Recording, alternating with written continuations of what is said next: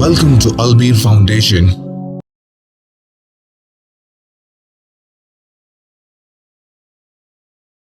السلام عليكم ورحمة الله وبركاته. إن الحمد لله نحمده ونستعينه ونستغفره ونعوذ بالله من شرور أنفسنا ومن سيئات أعمالنا. من يهده الله فلا مضل له ومن يضلله فلا هادي له. وأشهد أن لا إله إلا الله وحده لا شريك له وأشهد أن محمدًا عبده ورسوله.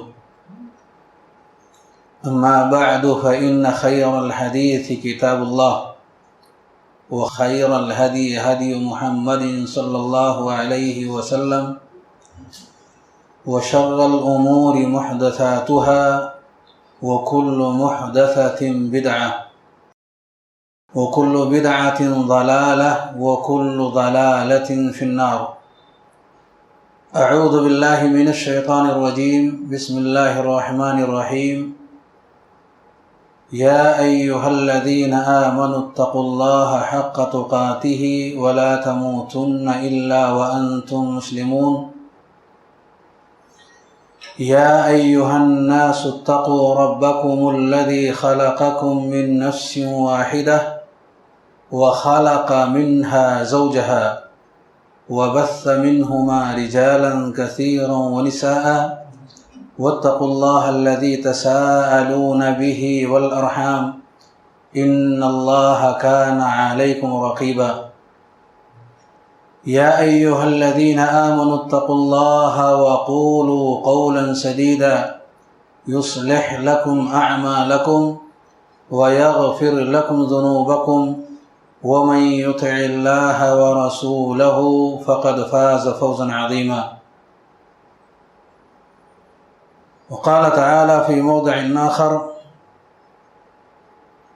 الله نزل أحسن الحديث كتابا متشابها مثانية تقشعر منه جلود الذين يخشون ربهم ثم تلين جلودهم وقلوبهم إلى ذكر الله ذلك هدى الله يهدي به من يشاء ومن يضلل الله فما له من هاد.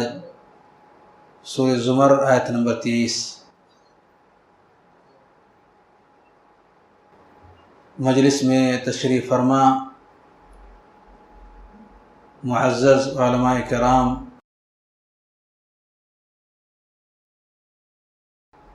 دینی اور ملی بھائیوں، بزرگوں، نوجوان ساتھیوں،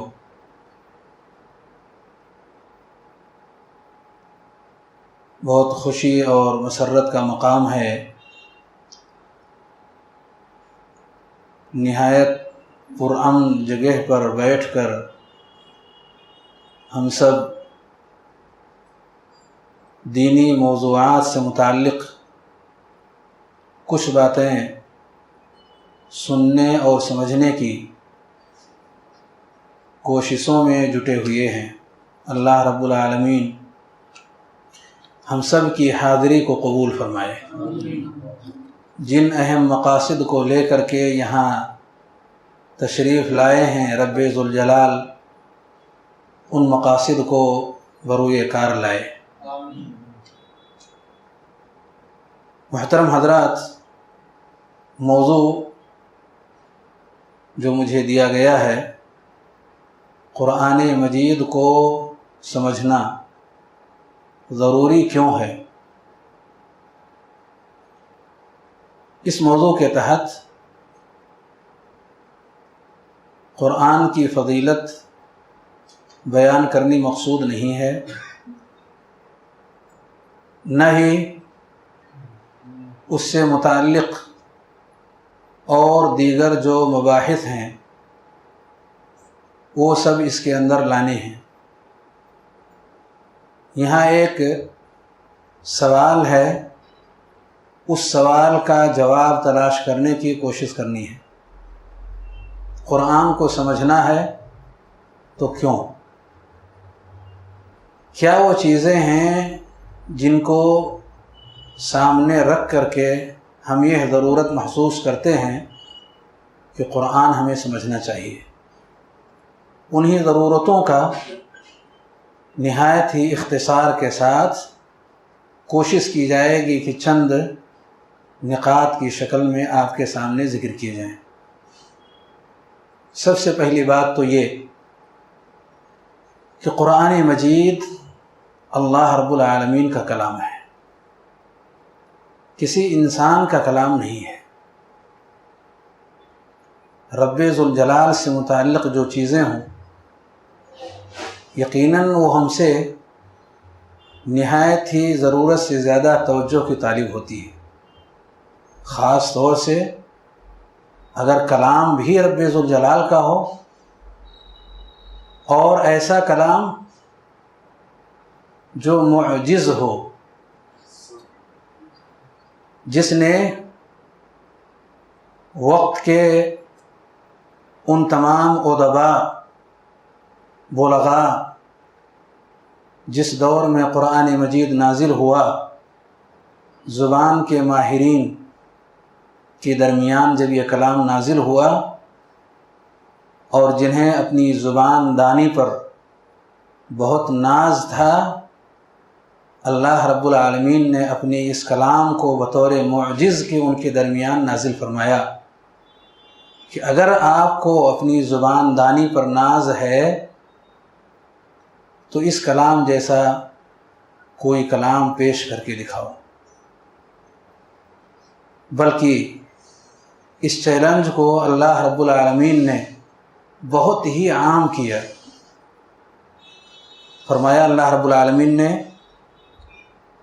قُلْ لَئِنِ اجْتَمَعَتِ الْإِنسُ وَالْجِنُّ عَلَىٰ أَن يَأْتُوا بِمِثْلِ هَذَا الْقُرْآنِ لَا يَأْتُونَ بِمِثْلِهِ وَلَوْ كَانَ بَعْضُهُمْ لِبَعْضٍ ظَهِيرًا۔ صرف عرب ہی نہیں بلکہ ساری انسانیت مل کر کے اور جتنے بھی انس اور جن ہیں سب ان کا ساتھ دینے کے لیے کھڑے ہو جائیں اور قرآن جیسا کلام اگر وہ پیش کر دیں تو اللہ رب العالمین کا یہ چیلنج جو ان کے درمیان آیا ہوا ہے، یہ کہا جا سکے گا کہ یقیناً زبان دانی ان کے اندر موجود ہے، مگر اللہ رب العالمین نے خود ہی جواب دیا ایسا وہ نہیں کر سکتے، ایسا یہ ان کے امکان میں نہیں ہے، بلکہ قیامت تک یہ سلسلہ جاری اور ساری رہے گا اور کبھی بھی وہ اس چیلنج کا جواب نہیں دے سکتے۔ فَإِن لَّمْ تَفْعَلُوا وَلَن تَفْعَلُوا فَاتَّقُوا النَّارَ الَّتِي وَقُودُهَا النَّاسُ وَالْحِجَارَةُ، اگر آپ ایسا نہیں کر سکتے اور یقیناً نہیں کر سکتے تو اللہ رب العالمین سے ڈریں اور اپنے آپ کو جہنم کے عذاب سے بچانے کی بھرپور کوششیں کریں۔ یہ کلام معجز ہے، اللہ رب العالمین کا یہ کلام جو اس نے اتارا اور اس نے چیلنج ساری انسانیت کو دیا، مسلمانوں کے لیے لمحہ فکریہ ہے۔ یہ کیا چیز ہے اس کلام کے اندر کہ جس نے ساری انسانیت کو چیلنج دیا؟ جاننے کی ضرورت ہے۔ صرف الفاظ ہی کی بات ہے، کلمات ہی کی بات ہے، یا اس کے اندر کچھ ایسی باتیں سموئی گئی ہیں، بتائی گئی ہیں جنہیں جاننے اور سمجھنے کی ضرورت ہے؟ یقیناً اللہ رب العالمین کا یہ چیلنج ہمیں بار بار اپنی طرف موڑتا ہے کہ آؤ ذرا جھانک کر کے تو دیکھو کہ اس کلام میں کیا چیزیں ہیں جس نے ساری انسانیت کو مات کر کے رکھ دیا ہے۔ آج تک تمام تر کوششوں کے باوجود وہ اس چیلنج کا جواب نہیں دے سکے۔ اس لیے ہمیں ضروری ہے کہ اللہ رب العالمین کی اس ندا کو جو اس نے ساری انسانیت کو دی ہے اس کو جاننے اور سمجھنے کی کوشش کریں، اور یہ بغیر قرآن پڑھے اور اس کو سمجھے ممکن نہیں ہے۔ اسی طریقے سے اللہ رب العالمین نے قرآن مجید کو ساری انسانیت کے لیے ہدایت کا سرچشمہ بتایا ہے۔ بے شمار آیات، سورہ بقرہ کا آغاز ہی وہیں سے ہوا، ہدی للناس، ساری انسانیت کے لیے یہ ہدایت۔ بعض جگہوں پر اہل ایمان کے لیے ہدایت، اور بعض جگہوں پر ساری انسانیت کے لیے ہدایت کا سامان اللہ رب العالمین نے قرآن کو قرار دیا۔ گویا کہ اس کتاب کے اندر صرف الفاظ اور کلمات کو دہرانا اور اس کو پڑھنا اور زبان پر لانا ہی مقصود نہیں ہے، بلکہ اس کے اندر کچھ ایسے معنی اور مفاہیم موجود ہیں کہ اگر کوئی شخص انہیں جانے اور سمجھے تو اس کی زندگی دنیا کی اور آخرت کی دونوں صحیح راستے پر قائم ہو جائے گی۔ ہدایت، صحیح راستے کی رہنمائی بھٹکے ہوئے لوگوں کو اللہ رب العالمین اس کلام کے ذریعے سے عطا کرے گا۔ یہ الفاظ اور کلمات کے ساتھ جب تک ان کے معنی اور مفاہیم کو نہ جانا جائے، نہ سمجھا جائے، اس کا اپنانا ممکن نہیں ہوگا۔ ایسے ہی اگر دیکھا جائے کہ دنیا میں انسان بھوکا اور پیاسا اگر رہتا ہے تو کچھ ہی عرصہ اس کے اوپر بیتتا ہے کہ وہ موت کے گھاٹ اتر جاتا ہے۔ مختصر سی مدت اس کے اوپر گزرے، اگر کھانے کے لیے کوئی غذا میسر نہیں ہے، پینے کے لیے اگر پانی میسر نہیں ہے، تو وہ انسان تڑپ تڑپ کر کے مر جاتا ہے۔ ایسے ہی جیسے کہ انسان کا جسم بھوک اور پیاس کی شدت کی تاب نہ لا کر موت کے گھاٹ میں پہنچ جاتا ہے، ایسے ہی اس کی روح اور اس کا دل ہے۔ اللہ رب العالمین نے اس کے لیے بھی غذا بنائی ہے۔ غذا، وہ غذا روح کی غذا ہے، دل کی غذا ہے، معنوی غذا کہلاتی ہے۔ اگر وہ غذا صاف ستھرے انداز سے میسر نہ آئے تو جیسے پانی اور کھانے کے میسر نہ آنے کی وجہ سے انسان نے تڑپ تڑپ کر کے جان دے دی، ایسے ہی وہ شخص بھی بھوکا اور پیاسا تڑپ تڑپ کر کے مر جائے گا۔ اسی لیے آپ دیکھیں گے کہ اللہ رب العالمین نے مسلمانوں اور کافروں کی جو مشابہت قرآن مجید میں ذکر کی ہے، وہ زندے اور مردے کی مشابہت دی ہے کہ کیا زندہ اور مردہ برابر ہو سکتے ہیں؟ یعنی مردہ سے مراد کفار، وہ لوگ جن کے پاس ہدایت کے سامان نہیں ہیں، اللہ رب العالمین نے انہیں مردہ قرار دیا، یعنی چلتی پھرتی لاش ہیں وہ، ان کے جسم میں جان تو ہے، ہاتھ پیر آنکھ کان ناک ویسے ہی ہے جیسے کہ ہمارے پاس ہے، لیکن اللہ رب العالمین انہیں اموات، یعنی وہ لوگ مردہ ہیں، وہ لوگ جو ہمارے درمیان جی رہے ہیں وہ زندہ نہیں ہیں، بلکہ ایسے لوگ معنوی طور پر مر چکے ہیں۔ ایسے ہی لوگوں کو اللہ رب العالمین نے کہا کہ یہ دونوں برابر نہیں ہو سکتے، یہ زندہ اور مردہ۔ کیوں؟ اس لیے کہ اللہ رب العالمین نے فرمایا ختم اللہ علی قلوبہم وعلی سمعہم وعلی ابصارہم غشاوہ، اللہ رب العالمین نے ان کے دلوں کے اوپر مہر لگا دی ہے۔ اب اگر وہ خیر کی کوئی چیز کلام اللہ سے یا اس کے علاوہ سے اگر کوئی چیز وہ پاتے بھی ہیں تو ان کے لیے فائدہ مند اور نفع بخشا نہیں ہوتا۔ اور زندگی آئے گی کہاں سے؟ اللہ رب العالمین نے فرمایا یا ایھا الذین آمنوا استجیبوا للہ وللرسول اذا دعاکم لما یحییکم، اللہ اور اس کے رسول کی بات کو مانو کیونکہ اسی سے آپ کی زندگی ہے۔ آپ کی جو زندگی ہے اللہ اور اس کی رسول کی اطاعت ہی کے اندر ہے، اس کے بغیر آپ کو زندگی ملنے والی نہیں ہے۔ بلکہ سورہ شورى کے اندر اللہ رب العالمین نے پیارے نبی صلی اللہ علیہ وآلہ وسلم کے حوالے سے بہت صاف اور صریح لفظوں میں واضح کر دیا، وَكَذَلِكَ أَوْحَيْنَا إِلَيْكَ رُوحًا مِّنْ أَمْرِنَا مَا كُنْتَ تَدْرِي مَا الْكِتَابُ وَلَا الْإِيمَانُ وَلَكِنْ جَعَلْنَاهُ نُورًا نَهْدِي بِهِ مَن نَّشَاءُ مِنْ عِبَادِنَا وَإِنَّكَ لَتَهْدِي إِلَى صِرَاطٍ مُّسْتَقِيمٍ۔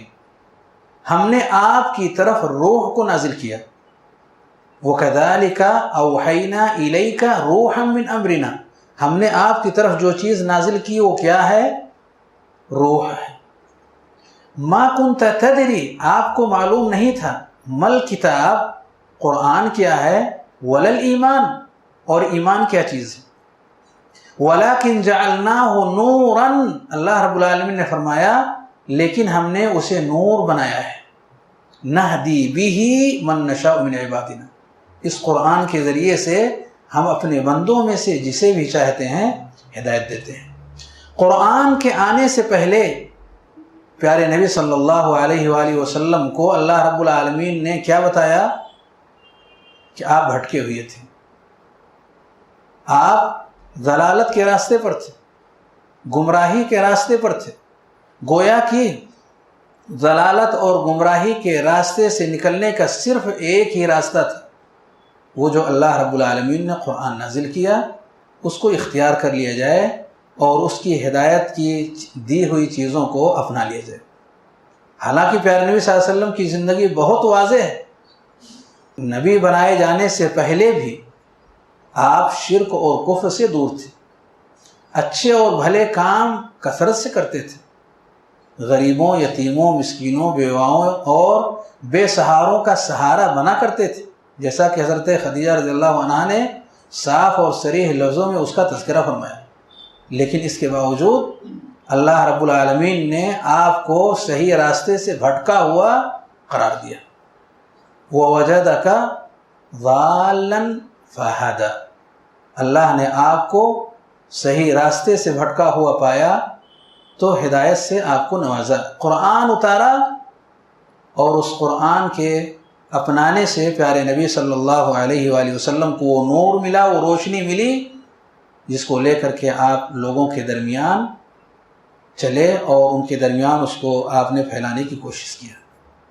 اس سے معلوم ہوا کہ یہ ہر انسان کی ایسی ضرورت ہے، قرآن فہمی اور قرآن کو اپنانا اور اس کو سمجھ کر کے اپنے دل و دماغ کے اندر اس کو بسانا تاکہ وہ زندہ رہ سکیں۔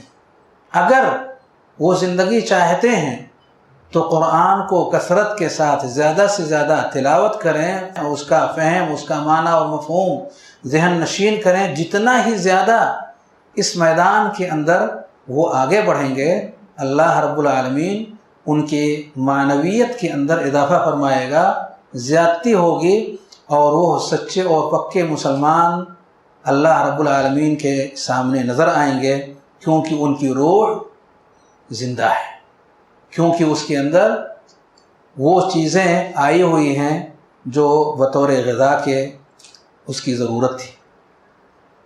ایسے ہی قرآن کے ذریعے سے اگر دیکھا جائے اللہ رب العالمین کی معرفت حاصل ہوتی ہے۔ اگر کوئی شخص قرآن مجید کو نہیں جانتا، نہیں سمجھتا اور اس کی دی ہوئی تعلیمات کو ذہن نشین نہیں کرتا، وہ اللہ رب العالمین کی سچی پہچان نہیں کر سکتا۔ پیارے نبی صلی اللہ علیہ وسلم نے فرمایا، انا اعلمکم باللہ واشدکم لہ خشیہ، میں تم میں اللہ رب العالمین کو سب سے زیادہ جانتا ہوں، اور اس جاننے کا اثر ہماری زندگی کے اوپر یہ ہے کہ میں اللہ رب العالمین سے تم لوگوں میں سب سے زیادہ ڈرنے والا ہوں۔ معلوم یہ ہوا کہ اللہ رب العالمین کی معرفت جس قدر انسان کے اندر زیادہ ہوگی، اسی قدر وہ اپنی زندگی کو مؤثر، بہتر، نفع بخش اسی قدر زیادہ بنائے گا۔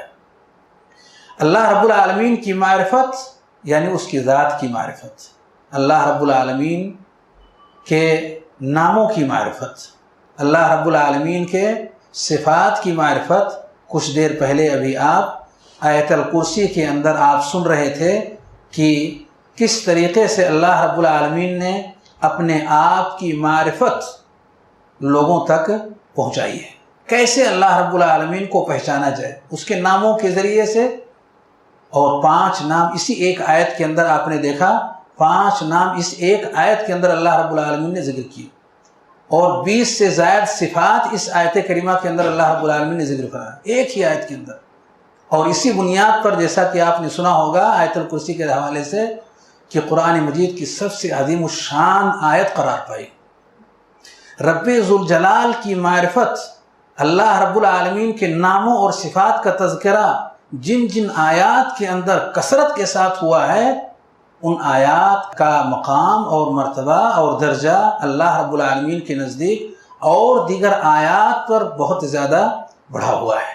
سورہ اخلاص کو آپ دیکھیں کہ ثلث القرآن پیارے نبی صلی اللہ علیہ وآلہ وسلم نے اسے قرار دیا، کیونکہ پورا سورۃ الاخلاص رب ذوالجلال کی معرفت اور پہچان پر مشتمل ہے۔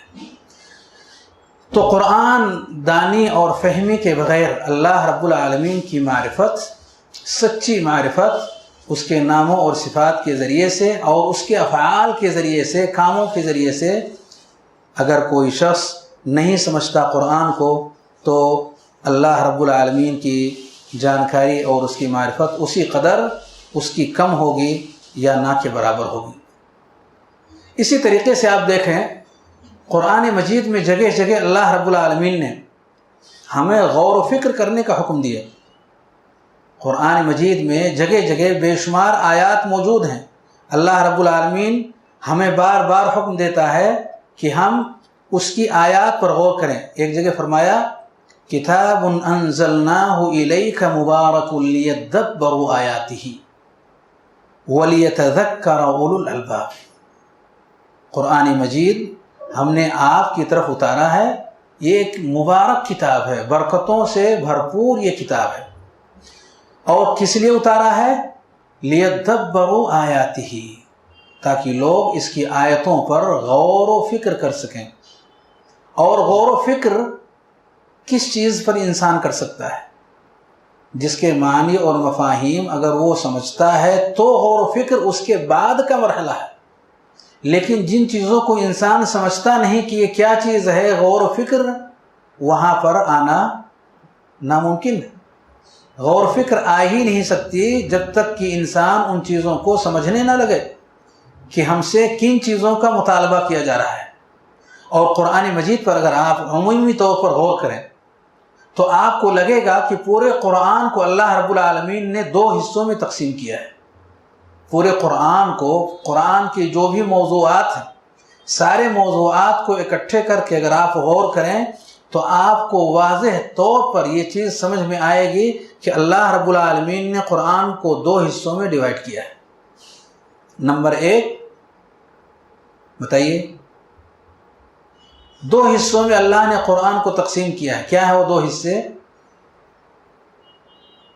تاکہ لگے کہ ہاں ساتھ میں ہیں یا کہیں اور ہیں۔ کون سے وہ 2 حصے ہیں جو قرآن میں اللہ رب العالمین نے سارے موضوعات کو آپ نگاہوں میں رکھیں اور کوشش کریں کہ اسے 2 حصوں میں آپ موٹے موٹے 2 حصوں میں تقسیم کریں، پورا قرآن اس کے اندر داخل اور شامل ہو سکے۔ کوشش کیجئے۔ نمبر 1 حکم اور نشانیاں، اللہ کی وحدانیت، توحید اور احکام۔ سب سے قریب ترین یہ جواب ہے توحید اور احکام، لیکن اس میں تھوڑی سی اور وضاحت کی ضرورت ہے۔ قرآن کو اگر آپ غور کریں تو 2 موٹے موٹے حصوں میں پورے قرآن کو اس طور پر تقسیم کریں گے، یا تو قرآن میں خبر ہے یا طلب ہے۔ پورے قرآن میں یا تو کیا ہے؟ بہت مختصر سا لفظ ہے، چھوٹا سا لفظ ہے، کبھی بھی ذہن کے اندر اس کو بٹھا سکتے ہیں۔ خبر ہے یا طلب ہے؟ خبر کے معنی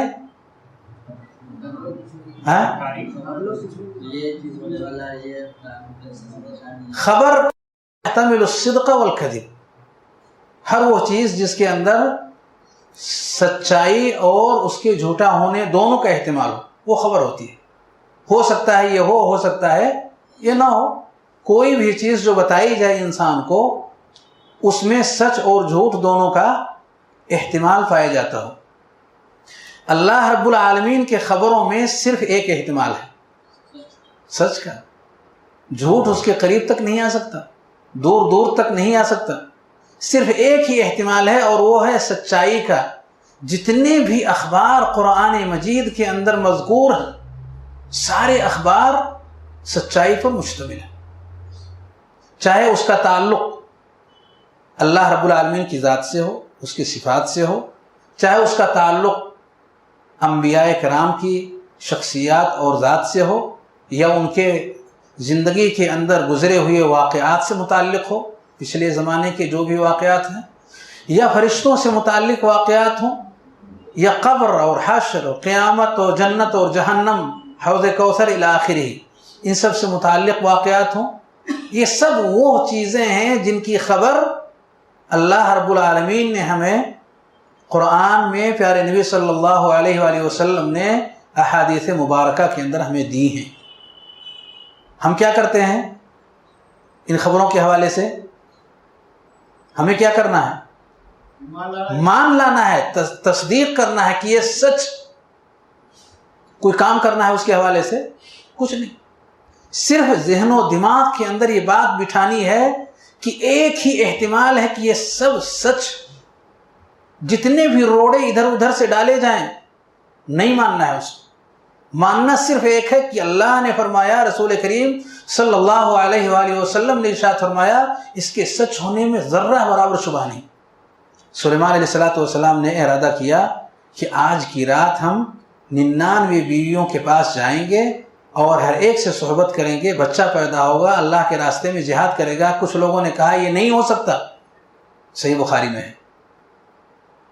लेकिन ये खबर है किसकी तरफ से? प्यारे नबी सल्लल्लाहु अलैहि वसल्लम की तरफ से. मानना है या नहीं मानना है? मानना है.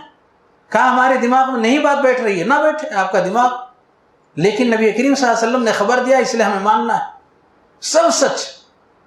जितनी भी चीज़ें हैं, मलकुल मौत आए, तशरीफ़ लाए, कहा आपके मौत का वक्त हो चुका है, अल्लाह रब्बुल आलमीन की तरफ से. एक हाथ लगाया, उनकी आंख निकल आई. किसकी? मलकुल मौत की. मूसा अलैहिस्सलाम ने लगाया. बिल्कुल बराबर.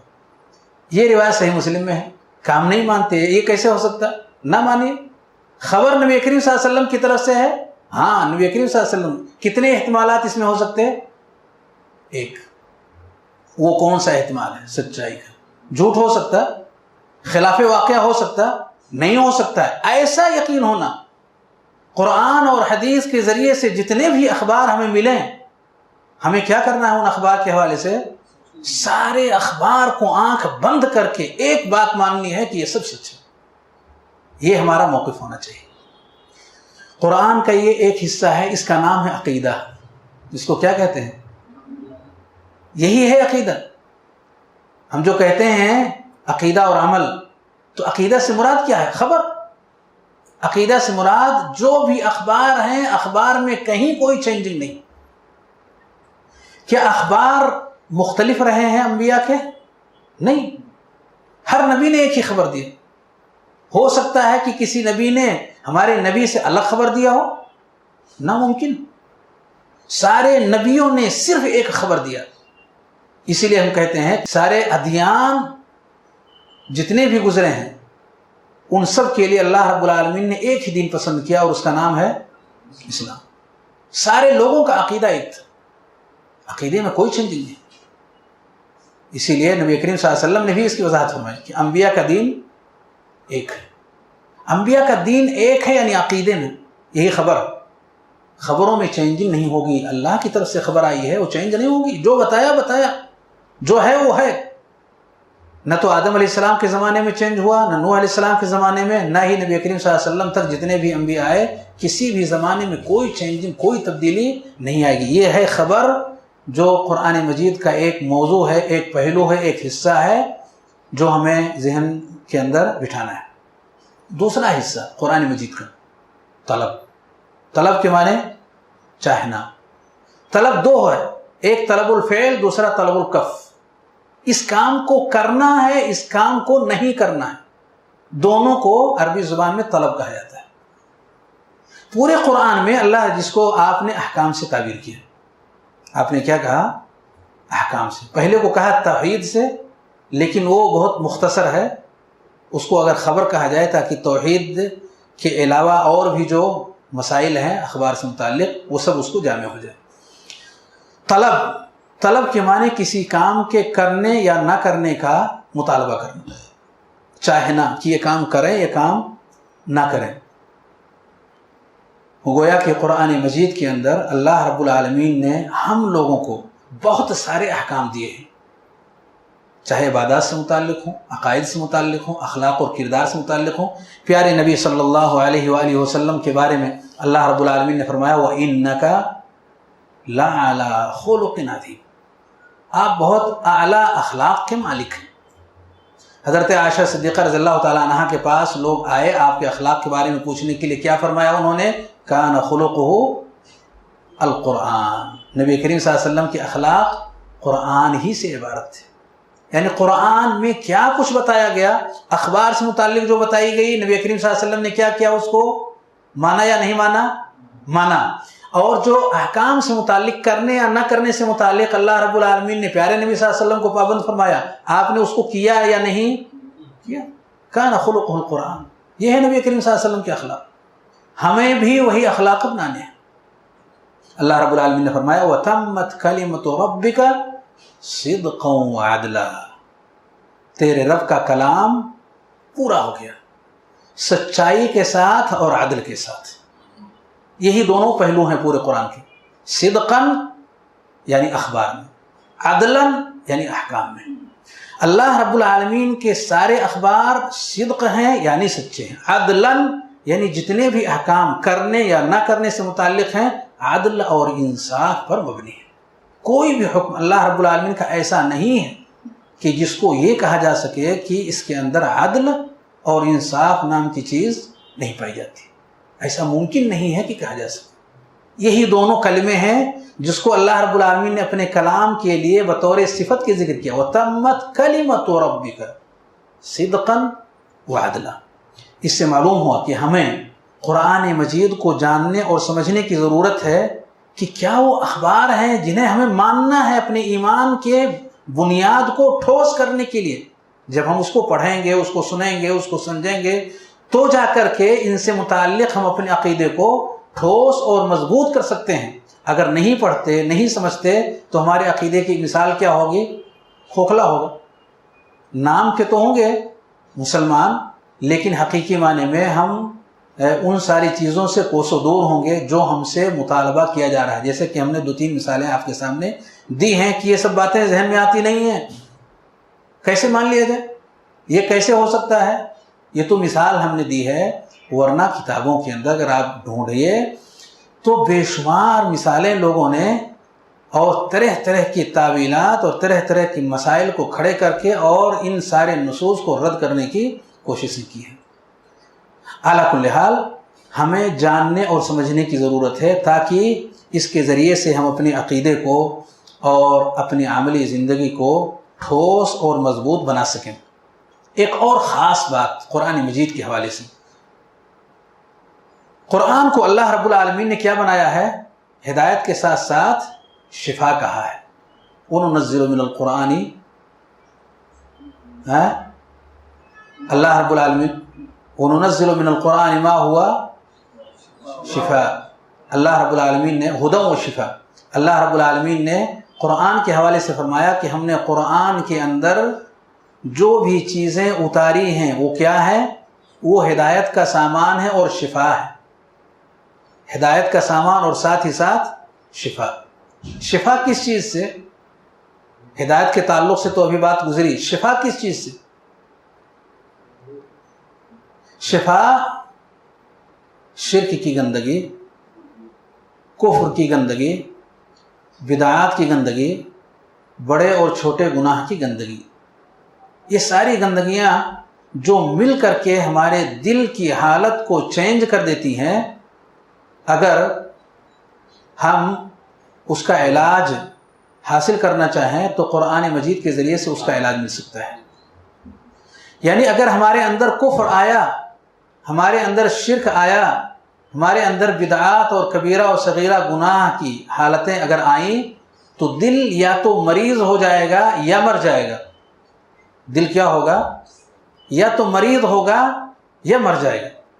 اگر مر جاتا ہے تب بھی اس کو زندہ کرنے کے لیے ضروری ہے کہ ہم قرآن کی طرف پڑھیں، اور اگر اس کے اندر مرض آ جاتا ہے تو اس مرض سے شفا پانے کے لیے بھی اللہ رب العالمین نے مرض کو دور کرنے کے لیے مرض دور کریں اور اس کی جگہ پر اچھی غذا لائیں، اس کے لیے بھی ضروری ہے کہ ہم قرآن مجید کو اچھے طریقے سے سمجھنے کی کوشش کریں، تاکہ ان بیماریوں کو جو ہمارے دلوں کی حالتوں کو چینج کر دیتی ہیں اس قابل نہیں چھوڑتی کہ ہم اللہ رب العالمین کا قرب حاصل کر سکیں اور اللہ رب العالمین کی نزدیکی حاصل کریں، اس کی مہربانیوں کے مستحق ہو سکیں۔ ایسے میں ہم قرآن مجید کے ذریعے سے ان ساری چیزوں کے مستحق بن سکتے ہیں۔ اسی طریقے سے یہ بھی ضروری ہے ہمارے لیے کہ جو خیر کی چیزیں قرآن مجید نے ہم جیسے مسلمانوں کو اللہ رب العالمین نے بطور نعمت کی دی ہیں، کیا ہم یہ چاہتے ہیں وہ ہم ہی تک محدود رہیں؟ نہیں، کوئی نہیں چاہتا۔ ہم سب کی یہ چاہت ہوتی ہے کہ خیر کی یہ ساری چیزیں دوسروں تک بھی پہنچیں۔ اگر ہم نہیں سمجھتے ہیں تو دوسروں کو سمجھائیں گے کیا؟ اگر ان ہدایت کی چیزوں کو ہم خود نہیں سمجھتے، خود نہیں جانتے، بغیر جانے بغیر سمجھے ہم دوسروں کو نہیں بتا سکتے۔ اللہ رب العالمین نے فرمایا قل هذه سبیلی ادعو الی اللہ علی بصیرۃ انا ومن اتبعنی وسبحان اللہ وما انا من المشرکین۔ آپ کہیے کہ یہ میرا سیدھا راستہ ہے، میں اللہ رب العالمین کی طرف آپ کو بلاتا ہوں، لیکن بصیرت کے ساتھ بلاتا ہوں۔ بصیرت کے معنی ہے جانکاری۔ اگر آپ کو جانکاری اور معلومات نہیں ہے اور آپ بلاتے ہیں تو یہ بہت بڑا ہوگا اور بہت بڑا گناہ ہوگا جو اللہ رب العالمین کے حوالے سے ہم کریں گے۔ سخت ترین یہ گناہ کا عمل ہوگا جو انسان بغیر جانے اور سمجھے اللہ رب العالمین کی طرف کوئی چیز منسوخ کرے۔ اس لیے اس کا جاننا از حد ضروری ہے تاکہ ہم خود اپنے آپ کو فائدہ پہنچا سکیں اور اپنے ذریعے سے ان لوگوں کو بھی جو اس سے دور ہیں۔ بغیر جانے سمجھے یہ ناممکن ہے کہ انسان ایسی ساری چیزوں سے خود بھی مستفید ہو اور اوروں کو بھی مستفید کر سکے۔ ایسے ہی اللہ رب العالمین کن چیزوں کو پسند کرتا ہے، کن چیزوں کو ناپسند کرتا ہے، کون سی چیزیں قابل محبت ہیں اور کون سی چیزیں قابل نفرت ہیں، رب ذوالجلال کی نگاہ میں وہ اپنے کلام سے واضح کرے گا، اور اس نے واضح کیا۔ تو جب تک اس کے کلام کو ہم نہ سمجھیں ہمیں یہ کیسے پتہ چلے گا کہ کن چیزوں کو ہمارے رب نے پسند کیا کہ ہم اس کو کریں اور کن چیزوں کو ہمارے رب نے ناپسند کیا تاکہ اس سے ہم اپنے آپ کو دور رکھیں۔ اس لیے بھی جاننا قرآن مجید کو ضروری ہے۔ اسی کے ساتھ ساتھ آج کی زندگی میں، بھاگ دوڑ کی اس زندگی میں جگہ جگہ آپ دیکھیں لوگوں کو بے چینی، اضطراب، قلق، بے چینی کے شکار ہیں۔ کیا اہل ایمان بھی بے چینی کے شکار ہیں؟ اگر وہ قرآن سے دور رہتے ہیں، اس کو نہیں سمجھتے ہیں، اس کو جانتے نہیں ہیں، اپنے ذہن و دماغ کا حصہ بناتے نہیں ہیں، انہیں بھی بے چینی ہوگی۔ الذین آمنوا وتطمئن قلوبهم بذکر اللہ الا بذکر اللہ تطمئن القلوب۔ اگر یہ اطمینان اور سکون آپ چاہتے ہیں تو رب کے کلام ہی سے یہ اطمینان آپ کو مل سکتا ہے، اور وہ اطمینان اگر ظاہری کلام سے آپ کو مل سکتا ہے تو آپ یقین مانیں کہ اس کو اگر آپ نے سمجھ کر کے اور پڑھا ہے، دل و جان سے اس کو ادا کیا ہے، تو یقیناً اس کا اثر دوگنا ہوگا۔ اسی کے ساتھ ساتھ ہمیں کیسے معلوم ہوا کہ یہ کلام برحق؟ اتنی صدیاں بیت گئیں، کیا کوئی چینجنگ رب کے کلام کے اندر ہمیں نظر آئی؟ کوئی اختلاف رب کے کلام کے اندر ہمیں نظر آیا؟ کسی کو نظر آیا جس نے ظاہر کیا ہو؟ یہ کس بات کی دلیل ہے؟ ہمیں اس چیز کو پرکھنے کی ضرورت ہے، جاننے کی ضرورت ہے، تاکہ لوگوں کو بھی ہم بتا سکیں کہ یہ کلام اللہ ہی کا ہے، کسی اور کا کلام نہیں ہے۔ ایک خاص بات جس کی طرف توجہ دینی ہے، دنیا میں عزت، سیادت، تمکنت اگر کسی شخص کو اللہ رب العالمین دے سکتا ہے تو اس شخص کو جس نے قرآن کو پورے طور پر اپنا لیا ہو۔ حضرت عمر رضی اللہ تعالیٰ عنہ فرماتے ہیں ان اللہ یرفع بہذا الکتاب اقواما ویضع بہ آخرین، اس کتاب سے اللہ رب العالمین بہت سارے لوگوں کو بلند اور اونچے درجے پر پہنچائے گا اور بہت سارے لوگوں کو نیچے کی طرف لے جائے گا اس قرآن کے ذریعے سے۔ یعنی اگر اس کو ہم صحیح معنی میں جانیں گے، سمجھیں گے اور اس کے تقاضوں کو اپنی زندگی میں اتاریں گے تو یہ صورتحال ہمارے سامنے آئے گی۔ اسی کے ساتھ ساتھ آخری بات کہہ کر کے میں اپنی بات کو ختم کرتا ہوں۔ آخری بات کیا؟ اگر ہم قرآن کو ویسے نہ سمجھنے کی کوشش کریں جیسے صحابہ نے اس کو سمجھا ہے، منمانی ہم نے اگر اس کو سمجھنے کی کوششیں کی یا لوگوں کے نکالے ہوئے طریقے اور عادات کے مطابق اس کو سمجھنے کی کوشش کیا، اپنی ضرورت اور اپنی حاجت اور اپنی خواہش کی بنیاد پر قرآن کے معانی اور مفاہیم کو ہم نے ترتیب دینا شروع کر دیا تو اس کا بڑا خطرناک نتیجہ ہے۔ کیا ہے نتیجہ؟ ہم ہمیش کے گڈھے کی طرف اپنے آپ کو بڑھائیں گے، جیسے کہ ان لوگوں نے جنہوں نے قرن اول کے اندر صحابہ کے راستے سے اپنے آپ کو دور کیا، ان کے اندر وہ علم نہیں آیا قرآن کا جو صحابہ کے اندر موجود تھا۔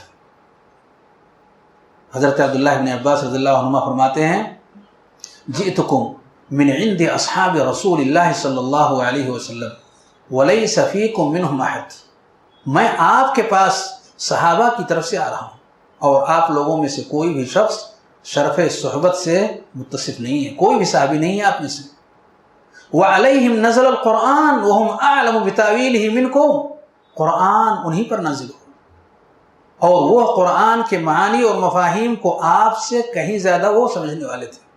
یعنی گویا کہ صحابہ کے فہم قرآن سے ہٹ کر کے جن لوگوں نے منمانی قرآن مجید کے معنی اور مفاہیم کو اپنے انداز سے سیکھنے اور سمجھنے کی کوشش کیا، وہ ان لوگوں کے راستے پر چلے گئے جنہیں سمجھانے کے لیے عبداللہ بن عباس رضی اللہ عنہما تشریف لے گئے تھے۔ میری مراد ہے خوارج سے، بھٹک گئے۔ یہ وہ لوگ ہیں جنہوں نے مسجدوں کو آباد کیا، یہ وہ لوگ ہیں جن کی نمازوں کے سامنے صحابہ اپنی نمازوں کو ہیچ سمجھتے تھے، کم تر سمجھتے تھے، کوئی حیثیت ان کی نمازوں کے سامنے نہیں ہوتی۔ لیکن نبی کریم صلی اللہ علیہ وسلم نے فرمایا قرآن پڑھیں گے گلے کے نیچے نہیں اترے گا اور یہ دین سے ایسے نکل جائیں گے جیسے کہ کون نکل جاتا؟ تیر کمان سے نکل جاتی ہے۔ اگر میں انہیں پاؤں تو قوم عاد کی طرح سے قتل کر دوں۔ شر قتل تحت عدیم السماء، آسمان کے نیچے ان سے برے مقتول کوئی نہیں ہے۔ کیا وجہ تھی اتنا بڑا جرم انہوں نے کیا؟ صحابہ کے فہم قرآن کو انہوں نے اپنے لیے نمونہ نہیں بنایا۔ اللہ رب العالمین سے دعا ہے بار الہ ہم تمام بھائیوں کو قرآن مجید سے جڑنے کی توفیق عطا فرمائے، قرآن مجید کو زیادہ سے زیادہ سمجھنے کی توفیق عطا فرمائے، صحابہ کرام کے نمونوں کو اپنی زندگی میں اتارنے کی توفیق عطا فرمائے۔ وآخر دعوانا الحمدللہ رب العالمین وصلی اللہ وسلم علی نبینا محمد وعلى آله وصحبه أجمعين، والسلام عليكم ورحمة الله وبركاته۔